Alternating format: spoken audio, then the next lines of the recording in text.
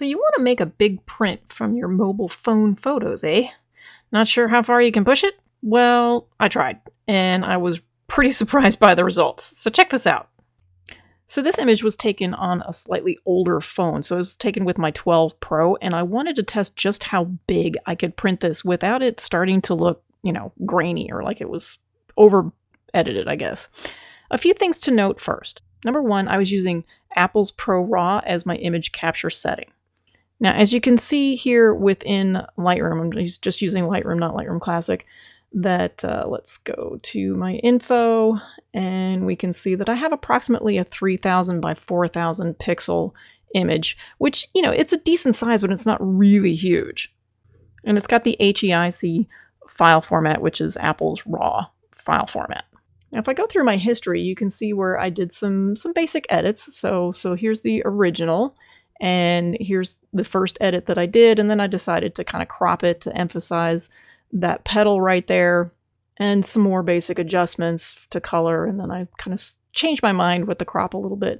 So my point is, I didn't push the image too far. If you over edit these things, if you take the sliders and start dragging them way too far left or right, it will kind of create halos and grain and things that, sometimes you want that for certain effects, but sometimes you don't. So if you're going to print it, make sure that you are, click on that one, looking at these images at 100% so you can really see the detail in them and see if they need any extra sharpening. This might have been able to use a little bit of extra sharpening. So this 12 megapixel image is not that big, but if you're using something with a higher resolution these days, like the new 16 Pro, which I now have, what you're about to see can be printed much bigger.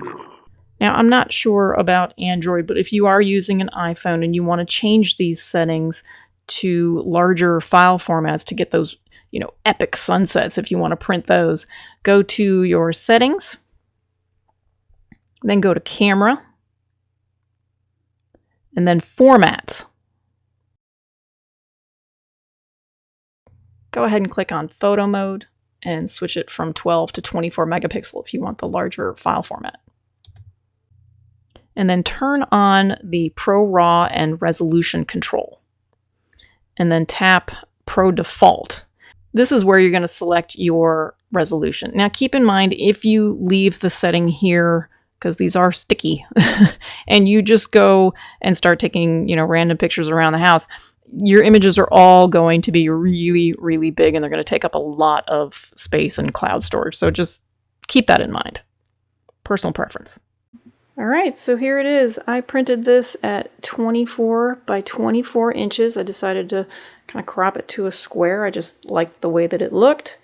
Or that's about 61 centimeters.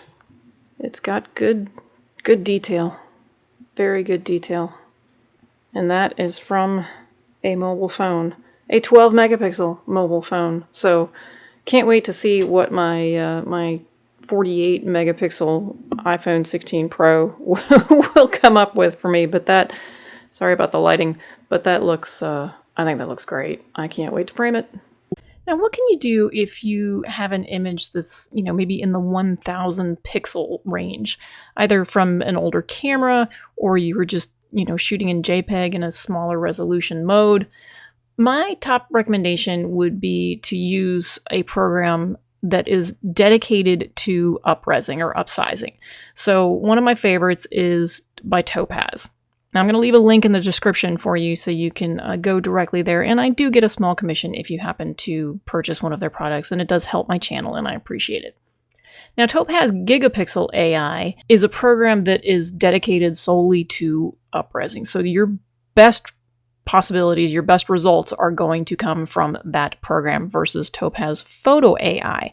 Now, I actually use Topaz Photo AI. I don't even have Gigapixel AI because I have found that Photo AI is enough for my needs. So I don't need the second program. So this is pretty simple. I'm just going to click on Upscale and I'm going to choose my resolution here. This is an image that I created in Midjourney a couple years ago that when they only spat out, 1024 pixels on the long side. So this has already decided that it would upscale it by a little over 3 times. If I wanted to 4 times this and create a 4000 pixel by 4000 pixel image, you can see that this is looking pretty good. And that's the graphics, so I can do high fidelity and just scroll through these and see which one gives you the best result. Now it's going to say enhancing while it works on this, so give it a second until it spits out the result for you. So this has now turned it into a 4000 by 4000 pixel image. That's pretty impressive, and I'm pretty happy with that. I think that if I printed this and put it up on my wall, every time you move it, by the way, it's going to say enhancing, and so it's going to look pixelated for just a second, but I think I'd be happy with that. So I'm going to export this to Adobe Lightroom. It's creating a much larger TIFF file. So you can see it's going from 1000 to 4000 pixels. And as we've seen with the previous image that was a 3000 by 4000 pixel image to start with, you can print pretty big from that. Okay, so I have put the original JPEG or PNG file right here. And this is the edited one. They are both at 100%. So I have to zoom in to 400% on this one, on the original one, to get the same size as the upscaled one that came out of Topaz Photo AI. And you can actually see the detail in the upscaled one is tremendous by comparison. So I've got detail in the eye. Look at that, the shiny eye, and this one just looks completely out of focus. So if I were to try and print the original one, it would not print well at a larger size, but now that I have upscaled it properly, you can print to your heart's content. Now, if you're interested in getting a bit more creative with your mobile images, check out these videos right here. Thanks for watching, and I will see you guys next time.